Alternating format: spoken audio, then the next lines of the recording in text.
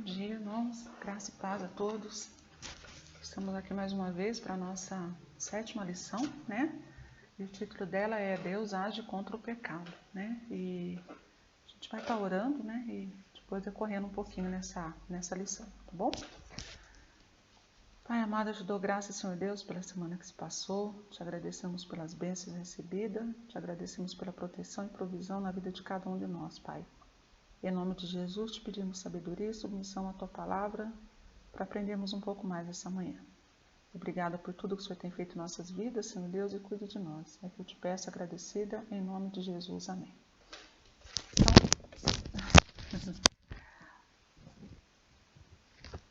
Então, o título da nossa lição, né, é Deus age contra o pecado, né?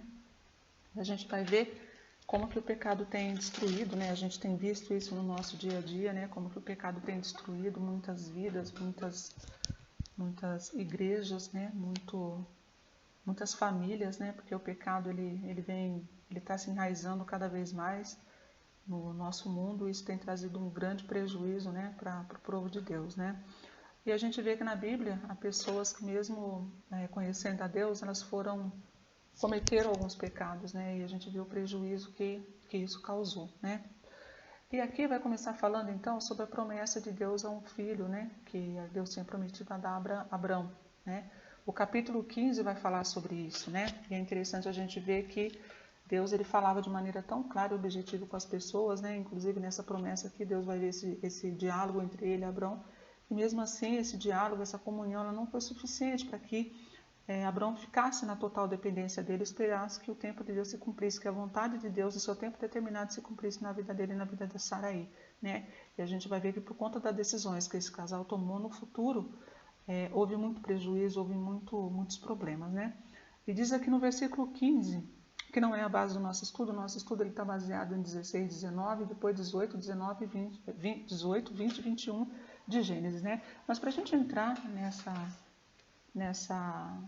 para a gente entender um pouco mais o caminhar da situação, nós vamos estar resumindo o que aconteceu no versículo 15, né?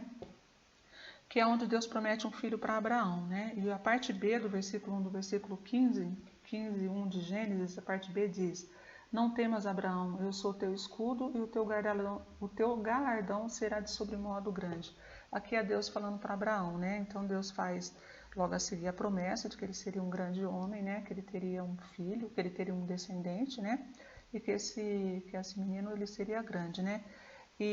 Mas Abraão sabia que ele já tinha a idade dele bem avançada, né?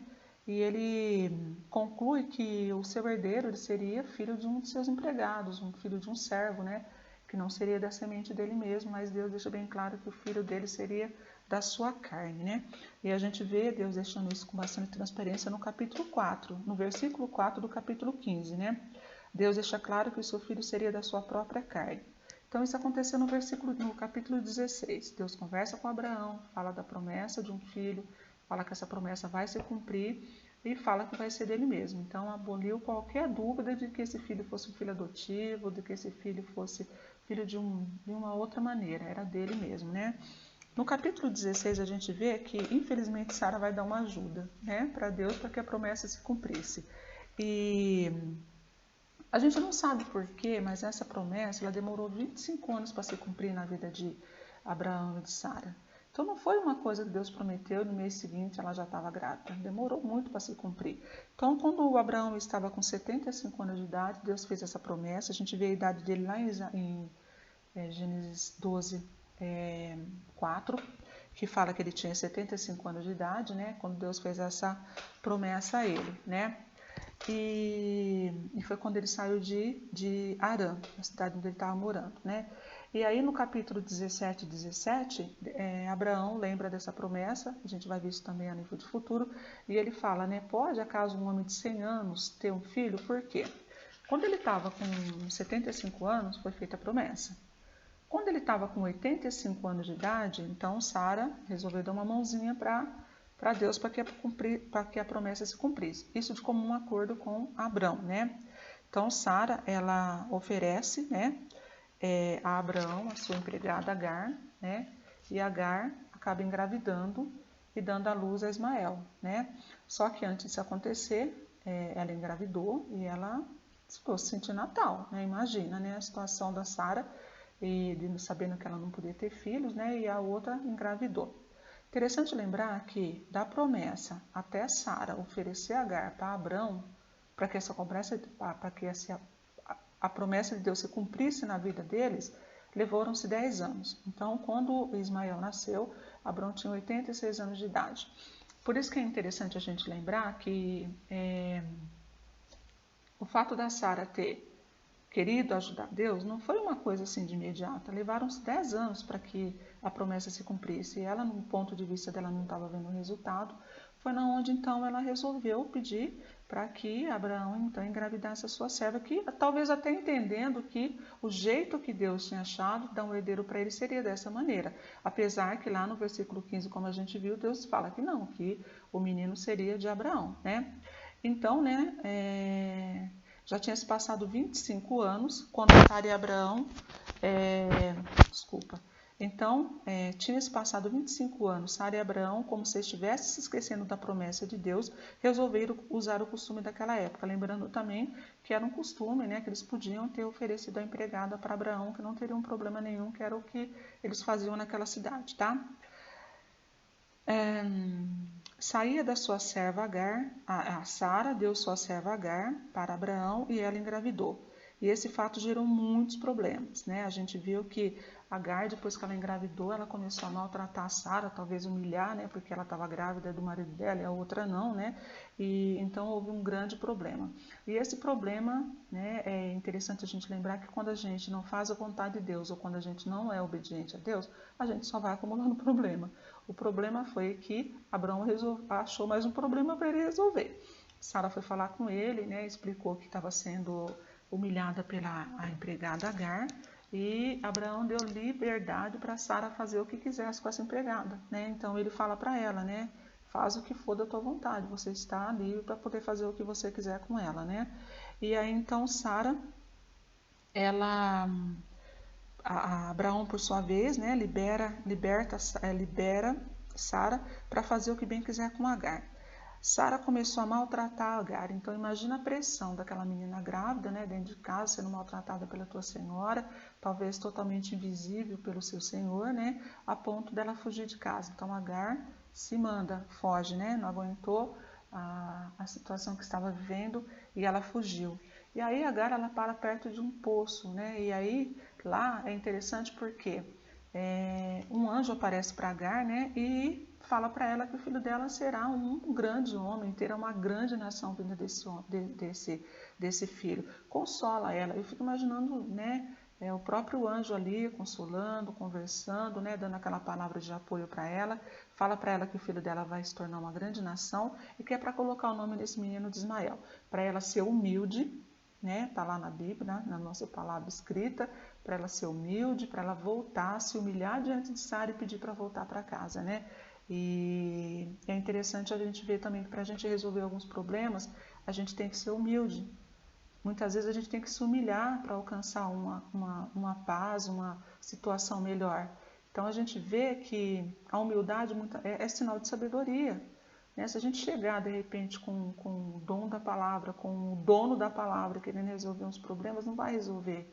A gente vai causar mais, né? E foi exatamente isso, porque a Bíblia não fala se houve um diálogo entre Sara e Agar, fala só que Agar, ela mexia, ela insultava Sara. Sara, por sua vez, reclamou com seu marido e foi mais um problema que Abraão tinha para resolver e ele deu liberdade para ela fazer o que queria. E fala que ela tratou tão mal Agar que Agar resolveu fugir, né? Então, talvez até sendo ameaçada, né? Não sei, né? Mas aí, mesmo diante de toda essa situação, mesmo diante de toda essa dificuldade, Deus levanta, Deus manda um anjo lá conversar com Agar e fala para ela, ó, enxuga tuas lágrimas, engole o teu orgulho, pede perdão para tua senhora, se humilha diante dela e volta para casa, porque teu filho vai ser grande e o nome dele vai ser Ismael. E assim a Agar faz, né? Ela volta, né? E quando Abraão tinha 86 anos, então, nasce o Ismael. Então, a gente vê que da promessa até Sara tomar a decisão de dar empregada para Abraão foram-se 10 anos, né? E essa fase final, assim, de Deus ter prometido um filho a Abraão, até ela se cumprir, ela começou lá no versículo 15 de Gênesis e ela terminou no versículo 17, né? Só que no capítulo 17 a gente começa a ver alguns acontecimentos importantes, né, que aconteceram. Primeiro, uma das coisas assim que Deus instituiu foi a mudança do casal. Então, Abrão, que significa pai elevado, passa a chamar Abraão, né, que significa pai de multidão. Sarai, que significava contenciosa, passa a se chamar Sara, que significa princesa, né? Deus também no capítulo, isso acontece no capítulo 17. Nesse mesmo capítulo, Deus institui a circuncisão como um pacto, né? E no capítulo 18, então, é que começa Abraão a lembrar a Deus de que pedir para Deus, né? No capítulo 18, aparece um anjo a Abraão e faz ele lembrar da promessa que Deus tinha feito a ele lá atrás, de quando ele tinha 75 anos. Então a gente vê o quê? Né? Ele já era pai de Ismael, quando o anjo aparece para ele. Vamos ler aqui um pedacinho que diz o seguinte, no capítulo 18, né? Apareceu o anjo do Senhor a Abraão nos carvalhais de Moré, quando ele estava sentado à sua tenda, o maior calor do dia. Levantou os olhos, olhou, e eis que 3 homens em pé à sua frente. Vendo-os, correu à porta da tenda a seu encontro, prostou-se em terra, e disse: Meu senhor, se acha mercê na tua presença, rogo-te que não passes o teu servo. Traga-me um pouco de água, traga-se um pouco de água, lava os pés e repousai debaixo dessa árvore. Trarei um bocado de pão, refazer suas forças, visto que chegasse até o seu servo. Depois seguirei avante. Responderam, faze como quiseres. Apressou-se Abraão para a tenda de Sara e disse: Amassa 3 medidas de farinha e faze pão assado. Abraão, por sua vez, correu ao gado, tomou um novilho tenro e bom e deu ao criado, que apressou em prepará-lo. Tomou também coalhada de leite e novilho, e mandaram preparar, e pôs tudo diante deles, e permaneceu de pé junto a eles, debaixo da árvore, enquanto eles comiam. Então lhes perguntou, onde está Sara, tua mulher? Ele respondeu, está aí na tenda. Um deles disse, certamente voltarei a ti daqui 1 ano, e Sara, tua mulher, dará à luz a um filho. Sara o estava escutando à porta da tenda atrás deles. Abraão e Sara eram velhos, avançados em idade, e Sara já havia cessado os costumes das mulheres. Riu-se, pois, Sara no seu íntimo, dizendo consigo mesma, depois de velha, e meu marido velho, terei ainda prazer? Disse o Senhor a Abraão. Por que se riu Sara, dizendo, será verdade que te darei à luz ainda sendo velha? Acaso para o Senhor a coisa demasiadamente difícil? Daqui a 1 ano, nesse mesmo lugar, voltarei a ti, e Sara terá um filho. Então Sara, receosa, o negou, dizendo, não me ri. Ele, porém, disse, não é assim, certo que riste. Então a gente vê aqui, né, que no capítulo 18 aparecem os anjos a Abraão, lembrando da promessa que Deus tinha feito 25 anos atrás, né? E é interessante porque a promessa de Deus, ela se cumpre na nossa vida. Não importa o tempo, não importa quanto tempo a gente vai durar, é importante a gente saber que Deus cumpre essa promessa, né? E aí a gente vai ver também que a partir do versículo 22, Abraão começa a interceder pelos moradores de Sodoma e Gomorra, né? Essa cidade de Sodoma e Gomorra era uma cidade promíscua, né? Tinha muitos pecados, muitos pecadores, desagradavam a Deus, e a gente vê que os anjos ficaram ali, depois desceram para Sodoma e Gomorra, né? E os anjos avisam Ló que vai destruir aquela cidade. Antes disso, quando eles vão lá para visitar Ló, os homens daquela cidade tentam violentar os anjos, né? Então eles querem invadir a casa de Ló. Ló, inclusive, oferece as suas 2 filhas para que os homens as possuíssem, tivessem um pouco de contexto, seu ânimo, né? E respeitassem os anjos, mas eles não quiseram, né? Ficaram desesperados lá e partiram para a violência e querendo a todo custo pegar os anjos, né? Ló não o permitiu, né? Essa história também está relatada nos capítulos a seguir, né? Aí os anjos visitam Ló, né? E orientado pelos anjos, Ló acaba fugindo da cidade. Mas antes disso, a gente vê que olha o perigo da gente escolher as coisas pelo que a gente vê, né? Um capítulos antes, a gente vai lembrar que Ló e Abraão estavam juntos, né? E houve um problema entre os empregados deles por conta da água, do pasto, do gado dos dois, né? E houve briga, discussão, tudo. Então Abraão fala para Ló: olha, pega tuas coisas, escolhe um lugar e vai. Ele olhou do alto da campina, viu uma cidade teoricamente, entre aspas, perfeita e foi. E era Sodoma e Gomorra, né? Então lá nessa cidade de aparência boa, de aparência bonita, foi onde Ló resolveu criar a tua família, foi onde Ló resolveu fazer a vida, né? Então isso serve para a gente como exemplo, para a gente tomar muito cuidado com as aparências, com o que a gente está vendo, né? A gente tem que se aprofundar para a gente poder conhecer melhor.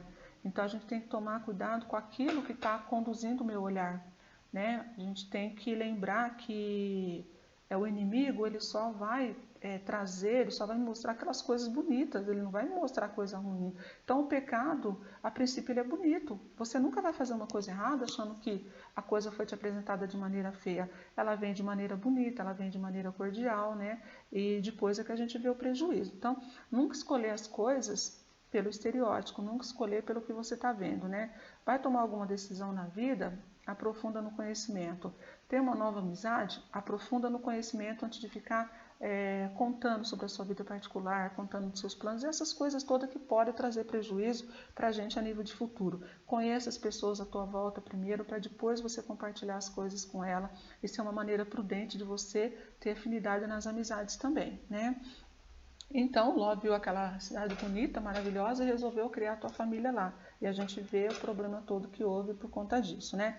Essa cidade, por conta do pecado, ela estava muito poluída de pecado, de maus intencionados. Então, Deus teve que exterminar. Deus destruiu essa cidade com enxofre, né? Outra coisa interessante também, a gente tem que cortar o mal pela raiz. Né? Então a gente não pode dar uma podadinha no nosso pecado, a gente não pode deixar aquela coisa que atrapalha a minha vida na última cadeira, a gente tem que exterminar, jogar fora, trancar, eliminar.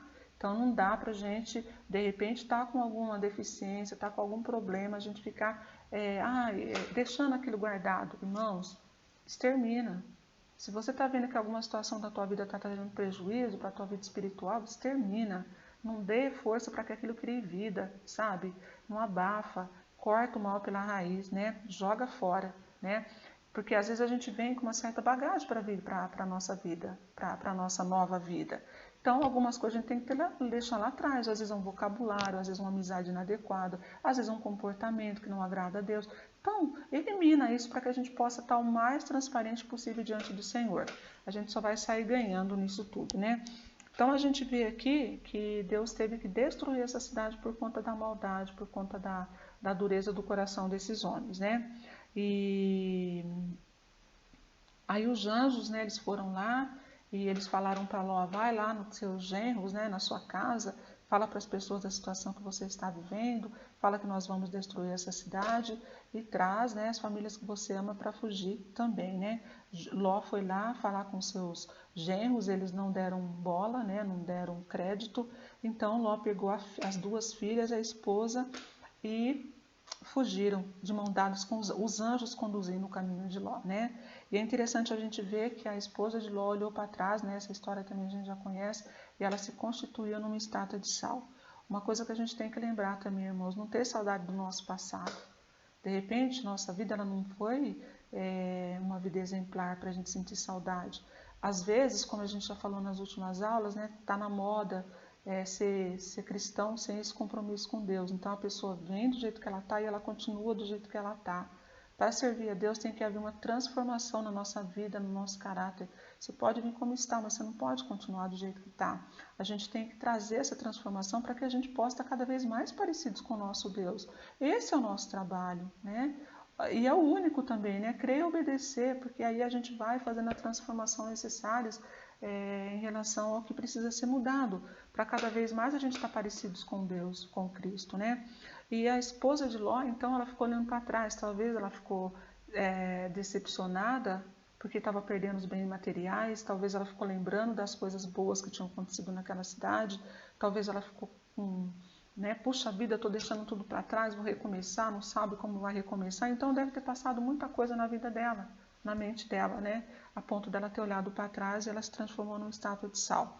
Eu acho interessante porque a Bíblia ela é repleta de situações, tanto de coisas boas, né, que dá pra gente... Eu gosto de falar imitar, porque quando você imita, você tenta fazer com da maneira mais perfeita possível, né? Como de coisas ruins também. Então a gente encontra na Bíblia pessoas que serviam a Deus, que tinham compromisso com Deus, que faziam coisas que não agradavam a Deus, né? E a gente vê também, e a gente vê isso como situação que a gente não deve imitar, coisas que a gente não deve fazer. Mas a gente também vê pessoas que eram totalmente submissas à vontade de Deus, que sabiam pedir perdão, que sabiam se colocar diante do Senhor, e isso a gente tem que imitar. E eram todas pessoas perfeitas, todas pessoas humanas como eu e você. Então a gente vê que esse problema que havia lá ainda há hoje. A diferença é que hoje tem a palavra de Deus, a gente tem a Bíblia que pode nos orientar. Então a gente aprende que não deve ajudar a Deus nos planos que Ele tem para a gente. A gente tem que estar submisso à vontade dEle. E deixar as coisas acontecer no tempo de Deus é sinal de fé. Tem uma versão, tem uma música que diz, né? Não olhe as circunstâncias, não. Olhe o teu amor, não me guie por vistas, alegre estou. Então, assim, estar alegre em todos os momentos, sem se preocupar com o que com o que vai acontecer, com o que eu acho que tem que acontecer. Eu tenho que estar alegre, disposto a agradecer a Deus, a estar vivendo na submissão da palavra de Deus, sem me preocupar se eu estou atrapalhando, se eu estou incomodando alguém. Outra coisa também, quando a gente tem fé, a gente tem tudo, é a base que a gente precisa para ter uma vida com Deus. Outra música que fala, né? Toda vez que a minha fé é provada, Deus me dá a chance de viver um pouco mais. Então, a gente tem que ter certas provações para que a gente seja lapidado, né? Lapidado, a gente seja transformado, para que as coisas boas começam a fazer parte da minha vida. Se a gente vem como está e a gente continua como está, não tem essa lapidação vinda de Deus, ou eu não deixo Deus me lapidar, eu estou só perdendo tempo. E não é esse o propósito de Deus. A palavra de Deus fala que Ele quer que todos os homens se salvem. Como que a gente vai se salvar? Sendo mais real, tendo o maior compromisso com Ele possível, né? Não tem como ser diferente, né? Então a gente vê que Deus ele cumpre as promessas dele. Não importa o tempo que passe, não importa quanto tempo demore, Deus vai cumprir a promessa dele na nossa vida. Né? Para Abraão levaram 25 anos, né, para se cumprir, mas cumpriu. Né? Se a gente não ajuda Deus, as coisas fluem de maneira bem mais leve, bem melhor. Né? Outra coisa é não escolher as coisas pelo que a gente vê, mas a gente escolher pelo que a gente sabe, por aquelas coisas que vão dar, que tem crédito, né? Por aquelas coisas boas. Outra coisa que a gente vê é que o nosso esforço humano não é capaz, não é eficaz para a nossa salvação e que só o Espírito Santo pode garantir a comunhão com Deus. Então, o nosso esforço humano não é eficaz para a salvação. Só o Espírito Santo pode garantir comunhão com Deus. O Espírito Santo faz morada em mim quando eu aceito Jesus como meu único e suficiente Salvador. Ele passa a conduzir a minha vida. Então, não sou eu mais que vivo. É Cristo que está vivendo em mim. E a salvação, por mais que eu bata no peito que eu sou salva, se eu não deixar o Espírito Santo trabalhar na minha vida, e se eu tomar a direção que eu quero, se eu fazer o que eu quero, não é garantido que eu sou salva. Deus ele tem que trabalhar na minha vida, ele tem que mostrar a transformação para que, não é que eu tenha garantia de salvação, mas que eu realmente seja salva. Por quê? Muitas vezes eu quero me esforçar para fazer uma coisa, né? Eu vou fazer tal coisa porque isso aqui vai garantir a minha salvação. A palavra de Deus diz, uma vez salvo, sempre salvo, né? Não tenha dúvida. Mas o que eu tenho que me manter onde que eu tenho que manter os meus esforços? Contra tudo aquilo que não agrada a Deus. Então, os meus esforços ele tem que estar focado nisso.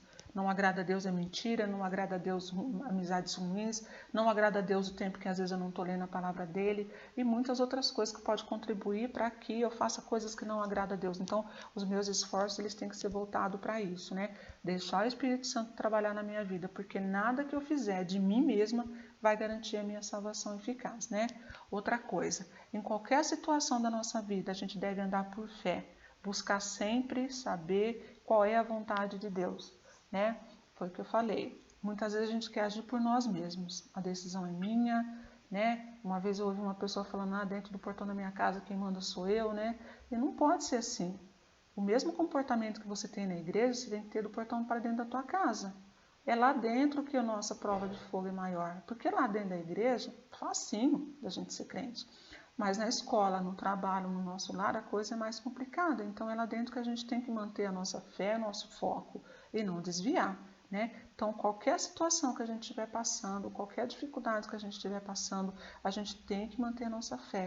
A gente não pode colocar isso no último banco, não. O último banco quem tem que ir é o meu eu, né? Nunca a minha fé, nunca o meu compromisso com Deus. E estar sempre submisso à vontade de Deus. A submissão de Deus, ela traz grande vitória para a nossa vida, porque tudo que a gente vai fazer, se nós estivermos submissos à vontade de Deus, aceitando, respeitando o tempo de Deus, a coisa vai mudar na nossa vida.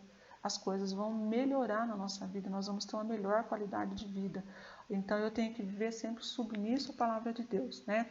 Outra coisa que eu achei interessante aqui nessa lição, eu vou até ler, né? Foi a disponibilidade que Abraão teve aqui no capítulo 18, quando apareceram os anjos ao Senhor. Ele não reclamou, né? Diz aqui que era no calor, o maior calor do dia, então provavelmente devia ser meio-dia, 1 hora da tarde, né? Ele levantou os olhos e ele viu aqueles homens lá. Ele não teve dificuldade, talvez já tivesse até almoçado, né? Ele não teve dificuldade nenhuma. Ele teve uma disponibilidade, ele teve uma naturalidade tão grande de fazer aqueles anjos se sentirem bem, que ele nem pensou, ele foi envolvendo todo mundo, envolveu a esposa, envolveu os empregados, para que aqueles anjos se sentissem bem, né? E diz o seguinte aqui, né? A disposição de Abraão em mostrar cortesia e respeito para com os visitantes, né? Está no versículo 18:2 que a gente leu. A insistência em que se hospedassem com ele, a urgência em preparar alimentos, mostra a magnanimidade do seu coração. A Bíblia nos incentiva a sermos hospitaleiros, e a hospitalidade está na lista de virtudes cristãs, está em Romanos 12:13.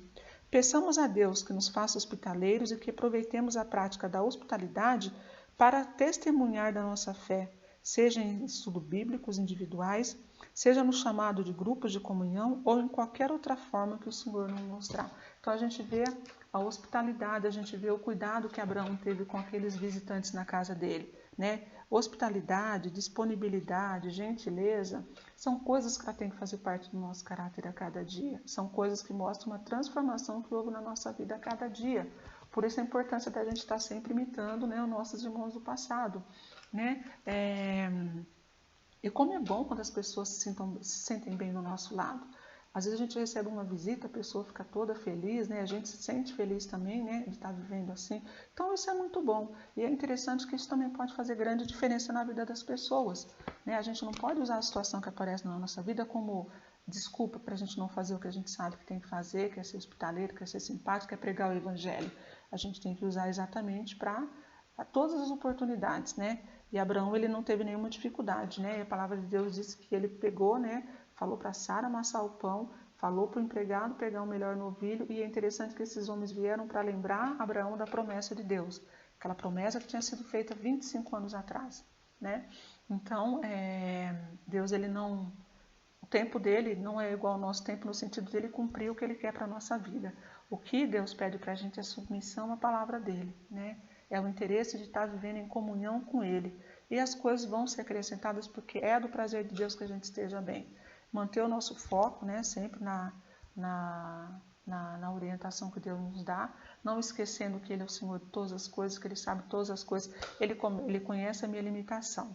Mas eu não posso usar essa minha limitação como justificativa para fazer aquilo que não agrada a Deus. Porque eu, na minha inteligência, né, com o meu conhecimento que eu tenho da palavra de Deus, e quando eu falo eu estou falando da geração eleita, né, do povo de Deus, a gente sabe o que a gente tem que fazer para servir a Deus de maneira melhor e mais prazerosa, né? Então isso não é desculpa, né? Tem que haver uma transformação na nossa vida, a gente tem que acreditar nas promessas de Deus e a gente tem que estar submisso à palavra dele, né? Era isso que a gente tinha que aprender hoje, né? Que a gente tinha que discutir hoje, que Deus possa estar abençoando a minha vida, a tua vida, que sejamos pacientes, né, em relação a tudo que Deus tem para nos oferecer, que a gente não seguir pelo que a gente vê, né, mas por aquilo que a gente conhece realmente na profundidade. E que Deus possa nos ajudar, nos alimentar a cada dia, para que possamos ser sempre submissos à vontade dEle, né? E lembrar, né, irmãos, que nós estamos lendo o Novo Testamento, né, e eu acredito que quando a gente lê, quanto mais a gente lê, mais conhecimento a gente está tendo, né? Que esse conhecimento não seja simplesmente como informativo, mas que a gente ponha em prática para que nós possamos ser um povo realmente conhecido como aquele povo que leva a Deus a sério, né? Tá aparecendo muitas ministério diferente, igreja diferente, né, que está confundindo muita gente. Que nós não sejamos esse povo, que nós sejamos realmente dependentes do Senhor e que em tudo que for necessário que Deus possa estar nos usando para a honra e glória dele. Amém? Vamos estar orando? Te dou graças, Senhor Deus, por tudo que aconteceu até aqui. Te agradeço pelas nossas vidas, pelo teu cuidado, pelo teu amor. Perdoa os nossos pecados, Senhor Deus, e nos conduza a uma semana abençoada pelo Senhor. Cuida das pessoas que estão passando por algum tipo de tristeza, que estão enlutadas, Pai Santo, que precisam de Ti, Pai. Livra-nos de todo mal, Senhor Deus, e conceda-nos uma semana abençoada na Sua presença. Obrigada por tudo, Deus, é que eu te peço, com perdão dos nossos pecados, em nome de Jesus. Amém. Tenhamos todos um bom almoço, que Deus nos abençoe, que Deus nos guarde, e até a próxima, se assim o Senhor o permitir. Bom dia a todos.